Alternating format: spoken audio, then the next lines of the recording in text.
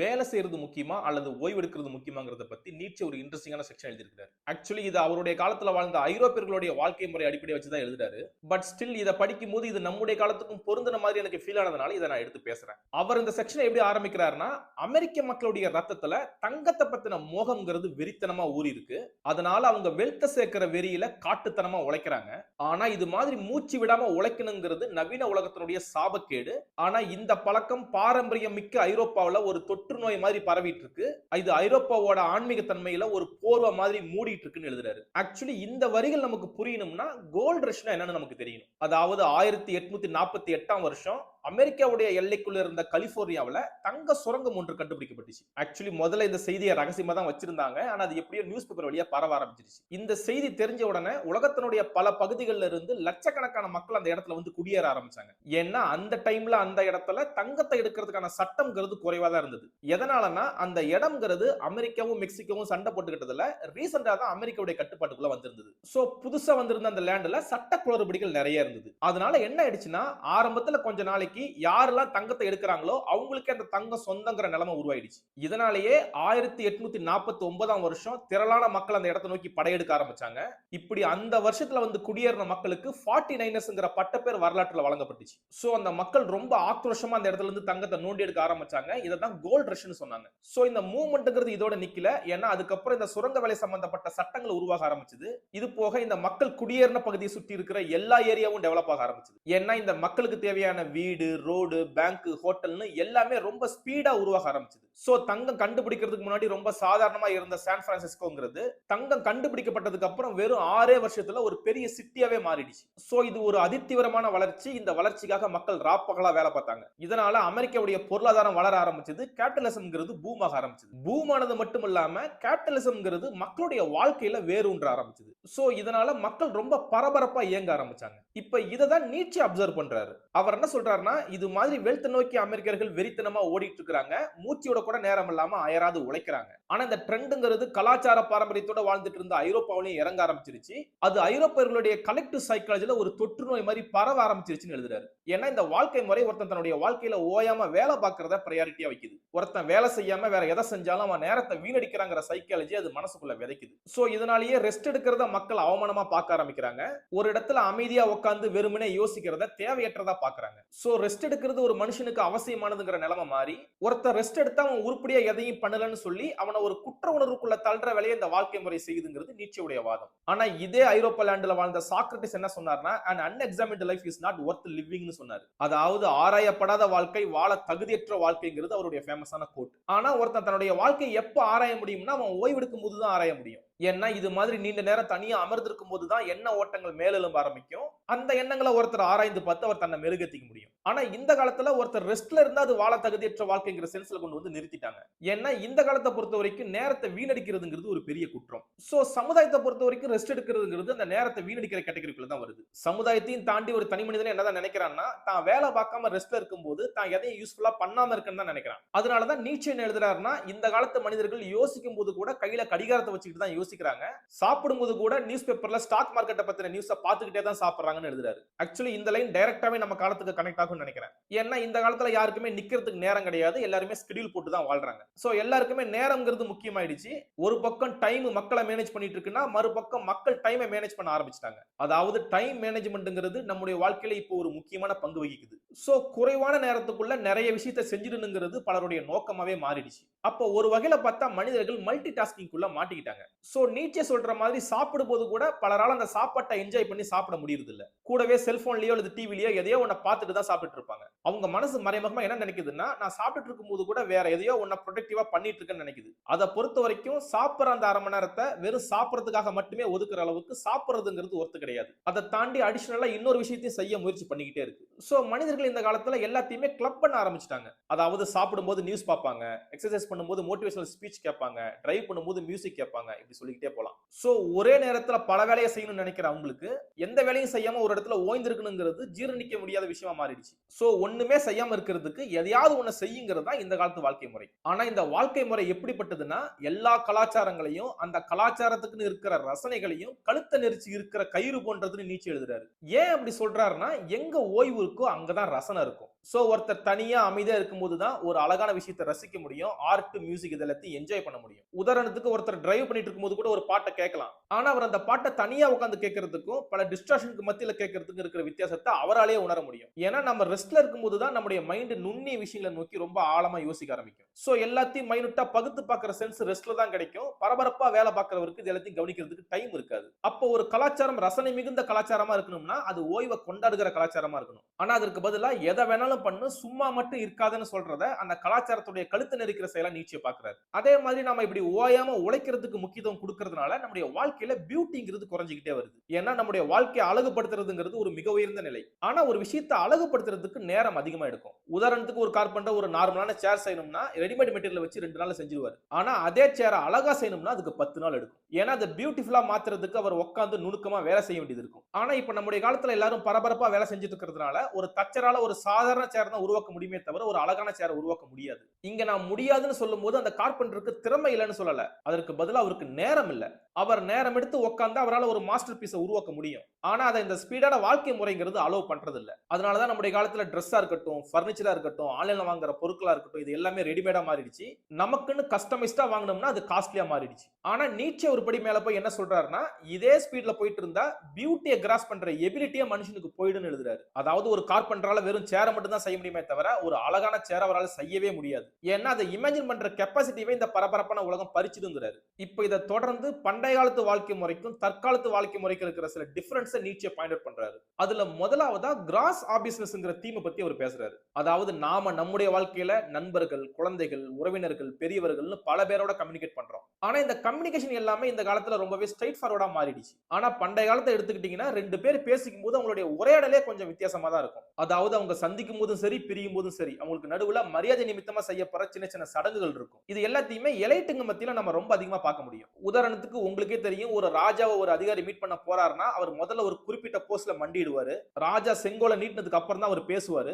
பேசும்போது ஒரு குறிப்பிட்ட போஸ்ட்ல நின்று தான் பேசுவாரு. பேசுற டயலாக்ல அந்த ராஜாவை கனப்படுத்தக்கூடிய வார்த்தைகளை அதிகமா யூஸ் பண்ணுவாரு. சோ இப்படி அவங்களுடைய உரையாடலுங்கிறது ஒரு குறிப்பிட்ட ஃபார்மேட்ல இருக்கும். அந்த ஃபார்மேட்ங்கிறது வெவ்வேறு கலாச்சாரத்துல வெவ்வேறு விதமா இருக்கும். சோ இது மாதிரியான பழக்கங்களை அரசாங்கத்தையும் தாண்டி குடும்பம், வணிகம், வியாபாரம்னு எல்லா இடத்துலயுமே நம்மளால பார்க்க முடியும். ஆனா இந்த நடைமுறைகள் எதுவுமே தற்காலத்துல வாழ்ற நம்ம கிட்ட பெருசா கிடையாது. அதே மாதிரி அந்த காலத்து எலைட் மக்கள் பேசுகிற உரையாடலுங்கிறது கொஞ்சம் சூசகமாகவும் மறைபொருளாகவும் தான் இருக்கும். அதாவது ஒருத்தர் கேட்கிற கேள்வி இன்டைரக்டா இருக்கும், சொல்ற பதிலும் இன்டைரக்டா இருக்கும். சோ ஒருத்தர் கேட்கிற கேள்வியில இருக்கிற ஹிண்ட புரிஞ்சுக்கிட்டு அதுக்கான பதில ஹிண்டாவே கொடுப்பாரு. அப்ப ஆபியஸா அந்த கான்வர்சேஷன்ங்கிறதே கொஞ்சம் சுவாரஸ்யமானதா இருக்கும். ஆனா இந்த தன்மையுமே நம்முடைய காலகட்டத்துல ரொம்பவே குறைஞ்சிருச்சு. இப்ப இதெல்லாம் கேட்கும்போது அந்த காலத்தை பத்தி ரொம்ப ஹைப் பண்ணி பேசுற மாதிரி தோணலாம். ஆனா அதான் உண்மை. ஏன்னா இந்த இண்டஸ்ட்ரியல் காலத்துல வாழ்ற நமக்கு அந்த காலத்து மக்களுடைய வாழ்வியல் முறைங்கிறது கொஞ்சம் அந்நியமா தான் தோணும். ஆனா வரலாற்றுல சில ரெஃபரன்ஸ் எடுத்து பாத்தீங்கன்னா அவங்களுடைய உரையாடலுங்கிறது கொஞ்சம் பொயட்டிக்காவும் சிம்பாலிக்காவும் இருந்தது தெரிய வரும். இப்படி சொல்றதுனால அவங்க நம்மளை விட அறிவாளிகளா இருந்தாங்கிற மீனிங்ல எடுத்துக்க கூடாது. அதற்கு மாறா அவங்களுடைய வாழ்வியல் முறைங்கிறது ரொம்ப ஸ்லோவா இருந்தது. சோ ஒருத்தர் மறைமுகமா பேசுறத புரிஞ்சுக்கிட்டு அதை டீகோட் பண்ணி அதுக்கு பதில டெலிவரி பண்ற அளவுக்கு அவங்களுக்கு டைம் நிறைய இருந்தது. ஆனா இப்ப நம்முடைய வாழ்க்கையில நமக்கு அந்த டைம் கிடையாது.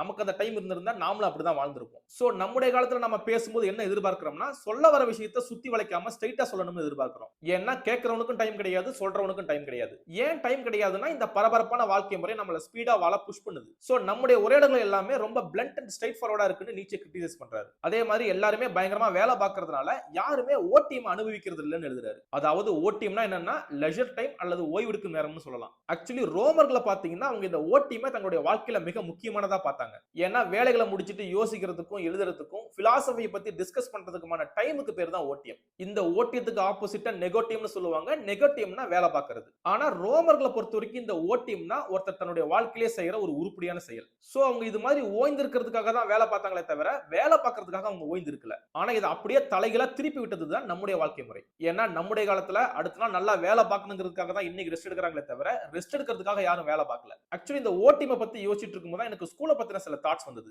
ஏன்னா ஸ்கூலுங்கிற வேர்டுக்கான ஒரிஜினல் மீனிங்குமே ஓய்வெடுக்கும் இடம் தான். அதாவது பலவிதமான சிந்தனைகளை அமைதியா உட்கார்ந்து யோசிக்கிற இடத்துக்கு பேர் தான் ஸ்கூல். அதனாலதான் எந்த ஒரு துறையை பத்தி பேசும்போதுமே அதை ஸ்கூல் ஆஃப் தாட்னு மென்ஷன் பண்ணுவாங்க. ஏன்னா ஒரு ஸ்கூலுடைய பர்பஸ் என்னன்னா ஒரு சப்ஜெக்ட பத்தி அது நம்மள ஆழமா யோசிக்க வைக்கணும். சோ அறிவியல் இருக்கு, கணிதம் இருக்கு, இது எல்லாத்தையும் புரிஞ்சுக்கிறதுக்கு நம்ம டைம் எடுத்து உட்கார்ந்து யோசிக்கணும். அப்படி பல பேர் ஒண்ணா உட்கார்ந்து யோசிச்சு டிஸ்கஸ் பண்றதுக்காக உருவாக்கப்பட்ட இடத்துக்கு பேர் தான் ஸ்கூல். சோ ஸ்கூலுங்கிறது உண்மையிலேயே மாணவர்கள் போய் உட்கார்ந்து ஓய்வு எடுக்கிறதுக்கான இடம். ஆனா வரலாற்றுல அது காலப்போக்குல ஒரு வேலை பார்க்குற இடமா அது மாறிடுச்சு. சோ இந்த காலத்துல மாணவர்கள் ஸ்கூலை விட்டு வந்தாதான் பெஸ்டா ஃபீல் பண்றாங்க. ஏன்னா ஸ்கூல்ல ஒரு பையனால யோசிக்க முடியல, அப்படியே அவன் யோசிச்சாலும் சார் வந்து ஏன் சும்மா உட்கார்ந்திருக்க, சத்தமா படின்னு சொல்லிட்டு போயிடுவாரு. அகைன் நீங்க யோசிக்கிறதுனா பொண்ணுங்க, சினிமா, செக்ஸ், ஸ்போர்ட்ஸ் இத பத்தி யோசிக்கிறத சொல்லல, அதையும் தாண்டி சப்ஜெக்ட பத்தி யோசிக்கிறத சொல்றேன். சோ பிரச்சனை எங்க இருக்குன்னா ஸ்கூலுடைய ஸ்ட்ரக்சர்ல சொல்லிக் கொடுக்கிற நேரம் தான் அதிகமா இருக்கே தவிர மாணவர்கள் உட்கார்ந்து யோசிக்கிறதுக்கான நேரம் அதிகமா இல்ல.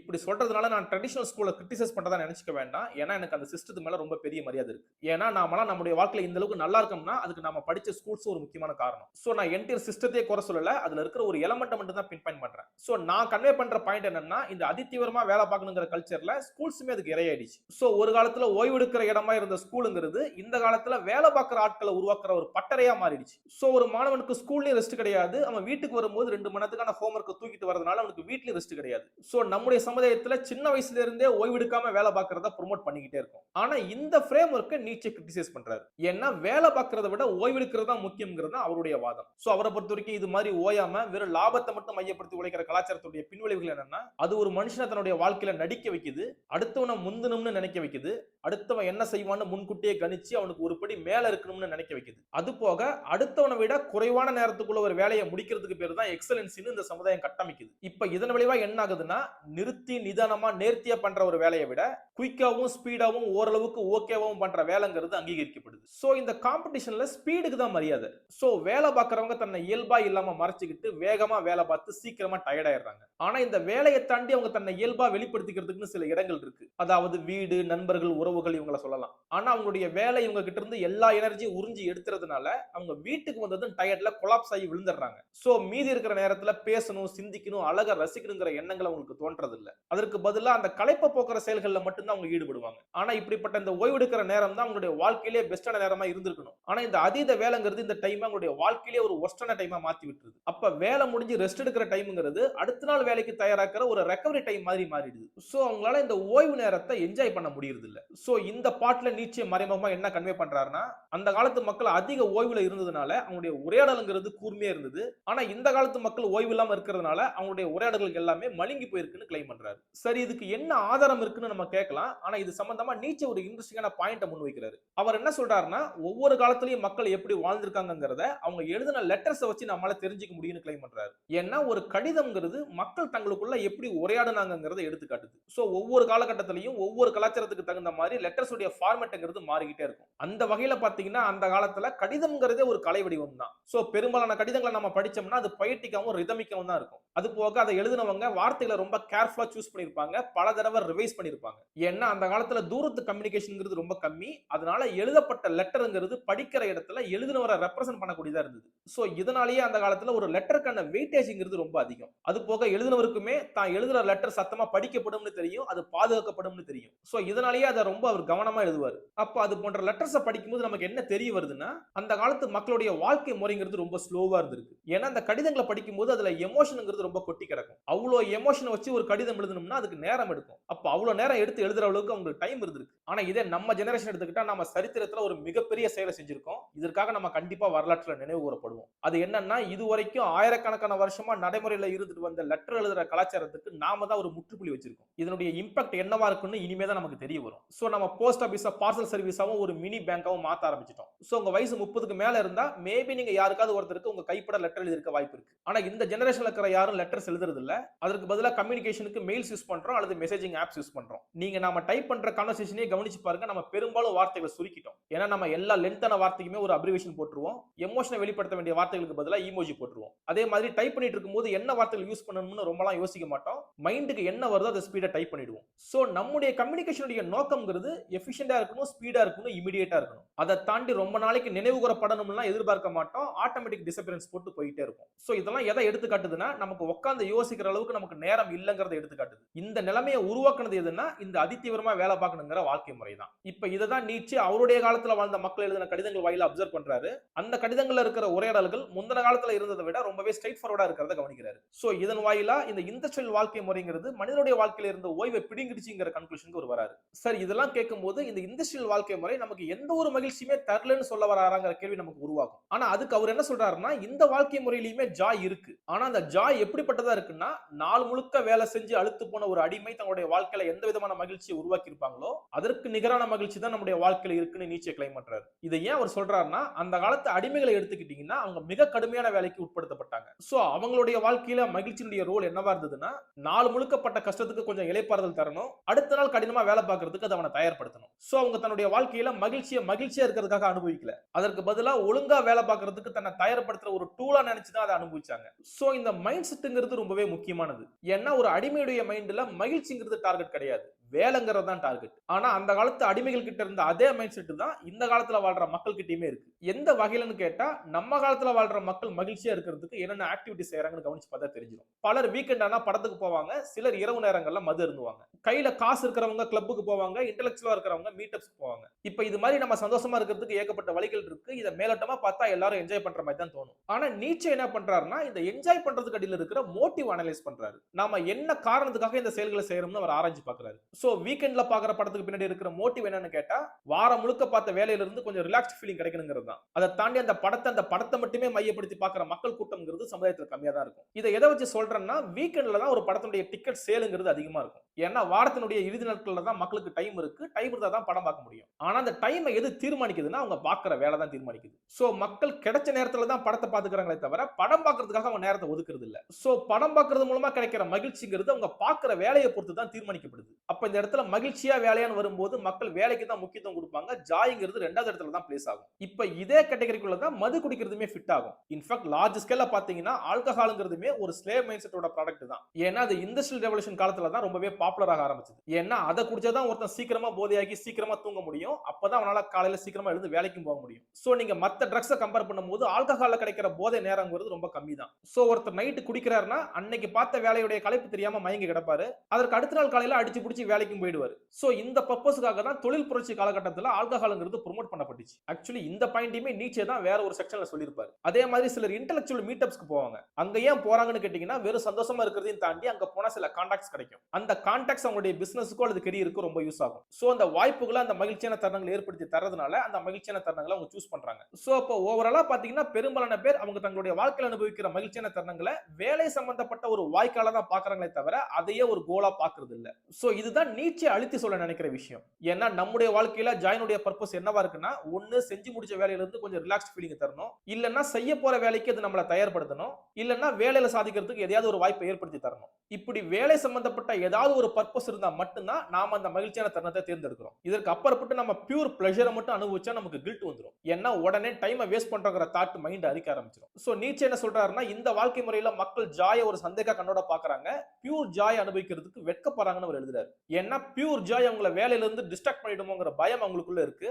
அதனாலதான் ஒரு மகிழ்ச்சியவே அனுபவிச்சாலும் அதுல இருந்து ஒரு பயன் கிடைக்கணும்னு அவங்க எதிர்பார்க்கறாங்க. அதனாலதான் நீச்சே எழுதுறாருன்னா, நீங்க வாக்கிங் போற ஒருத்தரை பிடிச்சி நிறுத்தி நீங்க ஏன் வாக்கிங் போறீங்கன்னு கேட்டா உடல் ஆரோக்கியத்துக்காக போறங்கிற ஒரு மலுப்பனான பதில சொல்லுவார்னு அவர் எழுதுறாரு. அவர் சிம்பிளா என்ன சொல்றாருன்னா, எந்த ஒரு பர்பஸும் இல்லாம சும்மா தான் வாக்கிங் போறேன்னு சொல்றதுக்கு ஒருத்தர் கூச்சப்படுறாரு. அவரால தன்னுடைய வாழ்க்கையில வாக்கிங் என்ஜாய் பண்ணி போக முடியல. ஏன்னா அவருடைய ஆழ்மனதை பொறுத்த வரைக்கும் வெறுமனே வாக்கிங் போறதுங்கிறது டைம் வேஸ்ட். சோ அதுல இருந்து ஏதாவது ஒரு பெனிஃபிட் கிடைச்சா மட்டும்தான் அவரால் வாக்கிங் போக முடியும். சோ அவர் என்ன எழுதுறாருன்னா, நிலைமை இப்படியே போயிட்டு இருந்தா ஒரு காலம் வரும், அந்த காலத்துல வெறுமனே நண்பர்களோட ஜாலியா பேசிட்டு நடந்து போறத கூட தாழ்வுணர்வோட பார்க்கக்கூடிய நிலைமை உருவாகும்னு எழுதுறாரு. ஆக்சுவலி இப்படி நண்பர்களோட பேசிட்டு போறத குறிக்கிறதுக்கு அவர் கண்டம்ப்ளேஷன்ங்கிற வார்த்தை தான் யூஸ் பண்றாரு. இந்த கண்டம்ப்ளேஷன் தான் பிலாசபர்ஸா இருக்கட்டும், ஞானிகளா இருக்கட்டும், அவங்க தங்களுடைய வாழ்க்கையில உன்னதமா பார்த்த ஒரு விஷயம். ஏன்னா இப்படி ஒருத்தர் பேசிக்கும் போது தான் புரட்சிகரமான ஐடியாஸும் வாழ்க்கையை மாற்றக்கூடிய தத்துவங்களும் பிறக்கும். ஆனா இந்த காலத்துல இப்படி நண்பர்களோட ஒண்ணா உட்கார்ந்து பேசுறதுங்கிறது கில்ட்டோட சம்பந்தப்படுத்தப்பட்டிருக்கு. ஏன்னா இப்படி செலவு பண்ற நேரங்கள் எல்லாமே இந்த காலத்தை பொறுத்த வரைக்கும் வீணான நேரங்கள். சோ அதனாலேயே பல பேருக்கு ஃப்ரெண்ட்ஸோட பேசிட்டு இருக்கும்போது டைமை வேஸ்ட் பண்றங்கிற ஃபீலிங் உள்ளுக்குள்ள வந்துகிட்டே இருக்கும். சில பேர்லாம் எக்ஸ்ட்ரீம் கேஸ்ல விரக்தியாகி நண்பர்கள் அவாய்ட் கூட பண்ண ஆரம்பிச்சிருவாங்க.